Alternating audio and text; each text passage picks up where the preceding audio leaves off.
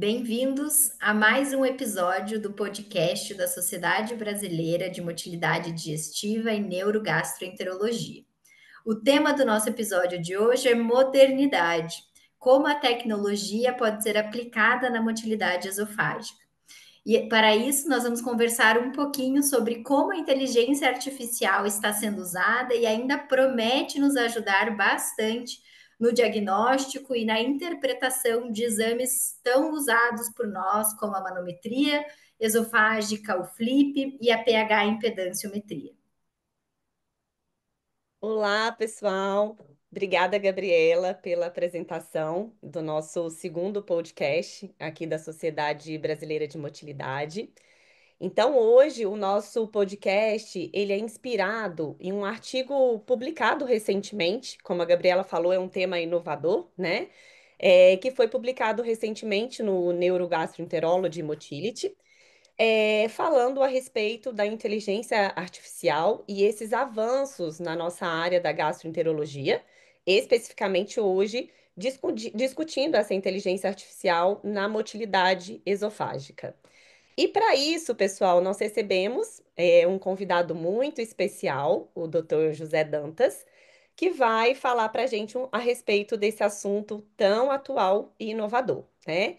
Então, aproveitando aqui o início, né, dessa apresentação do nosso convidado, nós vamos iniciar com já uma discussão a respeito da inteligência artificial, que é exatamente entender quais são esses termos que são tão específicos, né, do tema da inteligência artificial, não só na gastroenterologia, mas também em todas as áreas, para que a gente possa entender um pouco melhor a discussão aí do nosso podcast.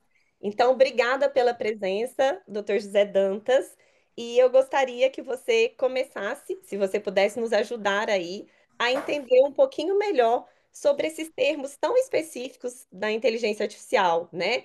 Que na leitura ali do artigo a gente pode, que a gente encontra ali na leitura do artigo, né? Como o deep learning, as redes neurais artificiais.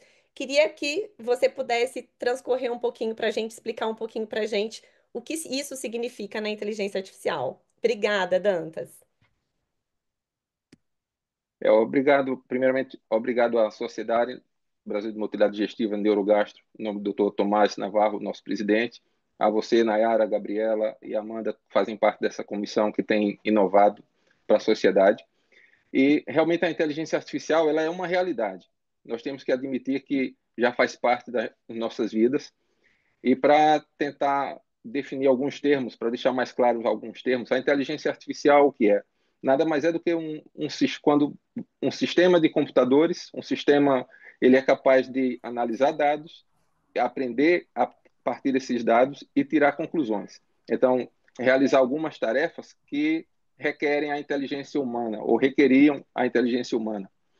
Quando você vai para machine learning, que na verdade é um aprendizado na máquina, vamos traduzir dessa forma, seria quando você tem um banco de dados, por exemplo, você faz um trabalho científico, você abre lá seu Excel e coloca vários dados, centenas, milhares de dados ali, e começa a fazer aqueles cálculos de desvio padrão, de média, tudo aquilo ali seria uma espécie de aprendizado de máquina.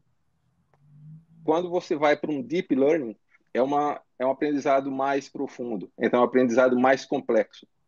Para esclarecer, acho que uma forma de esclarecer para a gente que mexe com motilidade, que mexe com endoscopia, colonoscopia, seria exatamente o uso da inteligência artificial nas colonoscopias, que o médico está realizando um exame e simplesmente a máquina detecta alguma lesão de aspecto polipóide. Então, como que ela detecta aquilo? Na verdade, é um aprendizado mais complexo, porque requer vários cruzamentos de diferentes dados para ela poder tirar uma conclusão. Transferindo isso para a motilidade, seria exatamente a imagem que a gente vê na alta resolução, aquele conjunto de cores, de graduação de cores, e se a gente coloca vários dados daquele no sistema, esse sistema ele vai ser capaz de saber, isso daqui é um esôfago com a motilidade ineficaz, isso aqui é uma onda hipercontrátil, Então, ele vai ter essa capacidade de tirar essas conclusões. Perfeito, doutor Dantas. Acho que isso é de extrema importância. Acho que nós temos que aprender a usar isso ainda mais, porque se nós formos ver hoje em dia na motilidade, na nossa prática, a própria classificação de Chicago, né, a versão 4.0, veio no intuito de ajudar a padronizar, a interpretar o exame de forma igual em todos os lugares do mundo, mas ainda assim faz com que a interpretação possa diversificar um pouco uma da outra. E para tentar, talvez, driblar isso, a inteligência artificial possa nos ajudar. Esse artigo trouxe muito interessante uma plataforma de inteligência artificial por meio dessas redes neurais que conseguiu evidenciar mais de 10 distúrbios, subtipos diferentes de distúrbios motores do esôfago, incluindo a calásia, incluindo peristalse fragmentada, com uma acurácia de 86% e ainda reduzir bastante, quase em 50%, o tempo do médico em laudar e interpretar esse exame, justamente indo em direção ao que o senhor comentou, em como que essas ferramentas podem ajudar a ficar ainda mais precisa a interpretação. E nesse contexto, eu queria que o senhor contasse um pouquinho para nós como que está isso no cenário atual, como que nós estamos com a inteligência artificial sendo aplicada na motilidade digestiva e hoje, especialmente, com esse artigo na motilidade esofágica, doutor Dantas. Na verdade, quando a gente fala em inteligência artificial, a gente acha que é uma coisa relativamente nova. Mas se a gente parar para pensar e ver os nossos exames de manometria, a gente realiza o exame, a gente seleciona aquelas áreas que a gente vai calcular e a máquina faz os cálculos para a gente. Então, na verdade, isso já é um tipo de inteligência artificial. Isso já é um banco de dados que foi colocado, foi preenchido com valores, com números, e isso traz o resultado para você. O que tem acontecido é que a inteligência artificial ela pode favorecer mais.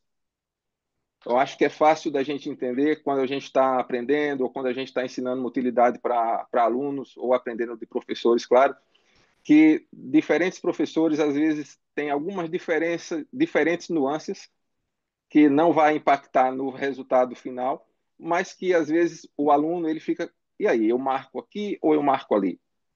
Será que isso interfere ou não interfere? Com a inteligência artificial, com a máquina sendo capaz de fazer isso, essa diferença interobservador e intraobservador, que às vezes você mesmo, se você pegar um exame e realizar em 2 dias, você acaba tendo alguma diferença. Então, a inteligência artificial, na verdade, ela vai melhorar a acurácia dos exames, ela vai reduzir esse problema interobservador, intraobservador. E uma outra coisa que acaba sendo importante, principalmente nesse mundo atual, que a gente vive numa correria, ele vai economizar tempo. Então, você vai conseguir otimizar o seu tempo com uma acurácia maior, que vai favorecer mais seu paciente, que é o nosso, acho que é o nosso resultado final, é tentar dar o melhor para o nosso paciente. Perfeito, Dantas. E assim, já também avaliando tudo isso que você disse em relação a esses benefícios, essas vantagens, né? A gente pode dizer que a gente vai ter ainda, com a inteligência artificial, parâmetros novos aí para análise da motilidade esofágica, para motilidade digestiva. Você acha que novos parâmetros serão feitos, serão realizados? E como que a gente poderia, como a Gabriela falou anteriormente, né? A própria classificação de Chicago 4.0, ela já é um novo parâmetro para a gente e a gente sabe que não vai parar por aí, né? A gente sabe que a gente tem algumas arestas e essas arestas precisam ser preenchidas, né? Então eu queria saber se a inteligência artificial vai nos ajudar nisso também, além desses outros benefícios com novos parâmetros, na análise dos exames. Essa é uma excelente pergunta e nesse trabalho foi evidenciado um grupo, ele acabou avaliando a relação, a razão entre o, a impedância, né, quando o paciente está em pé e quando o paciente está deitado. Então, a impedância basal, quando o paciente está em pé e deitado, essa razão, se ela está maior ou igual a 1, ela tem uma correlação positiva com uma boa resposta clínica. Então, assim, As pesquisas, os trabalhos relacionando inteligência artificial e motilidade estão avançando. Se você pegar esse artigo, pelo menos, e olhar as referências, você já vê que tem vários outros artigos trabalhando com inteligência artificial, trabalhando com motilidade. Quem sabe na próxima classificação de Chicago, não sei, ou quem sabe no futuro próximo, isso aí já vai ser um novo parâmetro de análise de exame, né? Você usar a impedância basal em pé e deitado e fazer essa razão. Eu acho que, É, tipo, é um futuro promissor. Acho que é um futuro promissor a inteligência artificial e, tipo, acho que a gente ainda vai ver boas coisas em breve.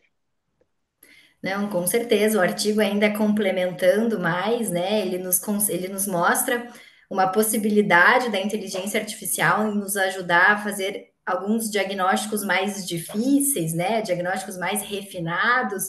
Então, tem até uma parte do artigo onde ele nos traz a inteligência artificial utilizando alguns parâmetros que nos auxiliam a subtipar de uma forma mais acurada, por exemplo, os tipos de acalásia tipo 3, né? Que é algo mais difícil até de ter um diagnóstico mais preciso, e mais que a gente possa utilizar alguns parâmetros, né? Então, como o próprio flip, a distensibilidade ali de esfíncter, às vezes o tempo de bolos, às vezes o próprio DCI, então medidas de contratilidade da musculatura esofágica, então parâmetros que podem nos auxiliar com a inteligência artificial a subtipar, por exemplo, diagnósticos mais refinados, mais difíceis. E aí eu te pergunto, doutor, como que isso poderia nos auxiliar na prática clínica? O que que isso traria ainda mais de vantagem para nós? Eu acho que, assim, um dos benefícios que ficam mais evidentes da inteligência artificial são exatamente naqueles pacientes borderline. Porque se você vê um exame clássico com uma peristalse que você não vê nada, aquele silêncio manométrico, se você vê um exame do outro lado clássico, de tipo todas ondas hipercontráteis, às vezes não tem dúvida. De repente você pode até se perguntar, tá, mas para que eu precisaria de uma inteligência artificial para ver isso? Agora, naqueles pacientes que existe uma certa dificuldade, que é limítrofe, que o IRP está limítrofe, você fica, será que esse valor aqui é esse realmente ou foi marcado numa área que não é 100% perfeita, vamos dizer assim?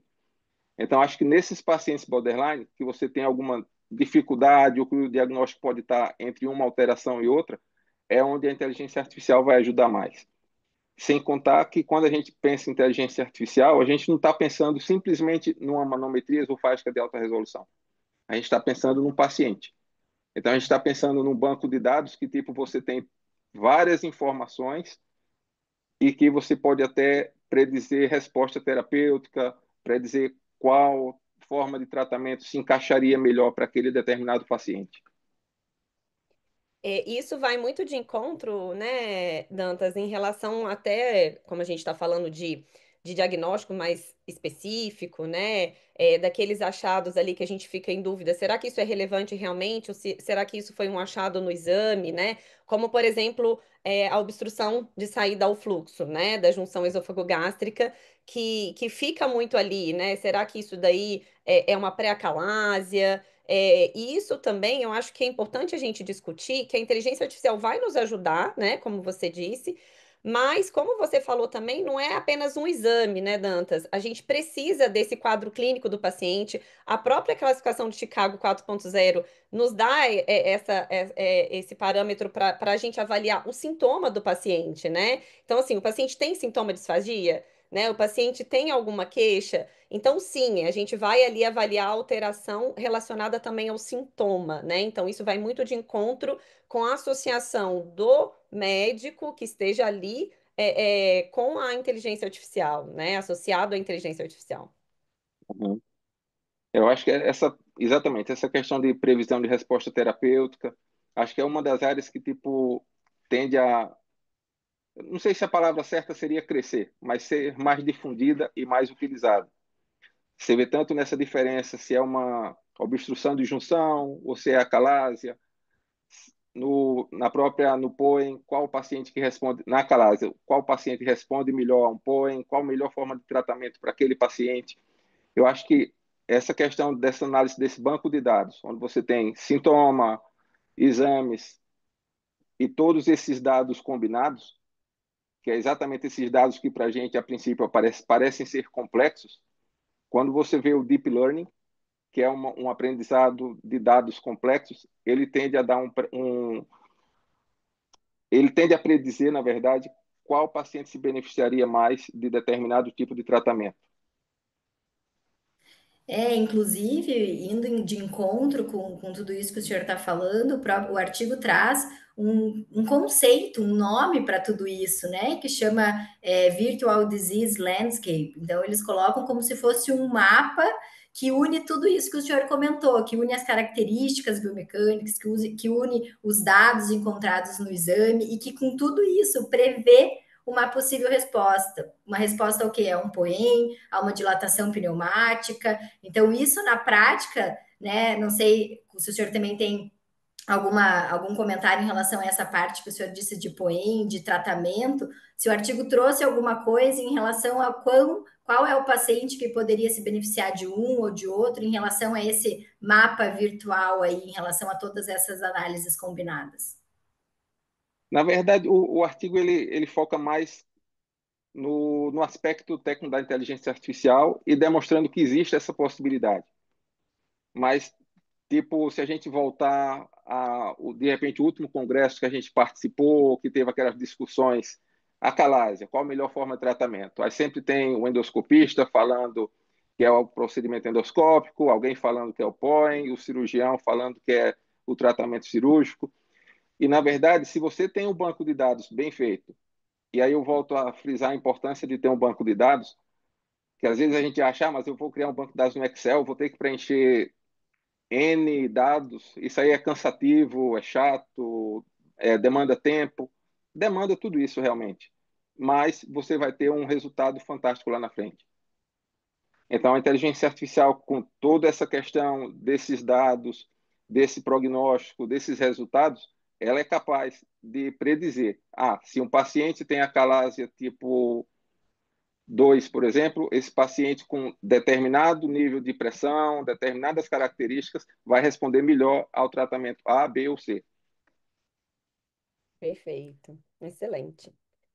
E Dantas, uma pergunta bem interessante assim para a gente discutir, né? Na verdade, queria saber a sua opinião e relacionado ao artigo, se ele fala um pouco sobre isso também, em relação ao aprendizado, né? Aos colegas que estão aí iniciando na parte da motilidade digestiva, que estão começando o seu aprendizado, na parte da motilidade digestiva.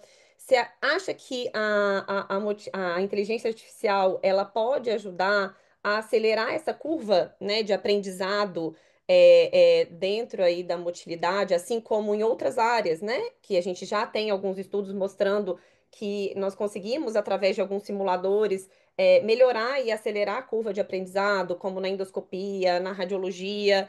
Você acha que a gente tem algo semelhante na motilidade, Dantas? Na verdade, Naira, essa pergunta é interessante porque a inteligência artificial na motilidade, ela nos auxilia não só na parte assistencial, de ver paciente, analisar resultados de exame e ajudar o paciente. Na parte de educação de ensino, quando a gente fala que diminui a variabilidade interobservador e intraobservador, isso já é um grande potencial para ajudar a forma de ensino.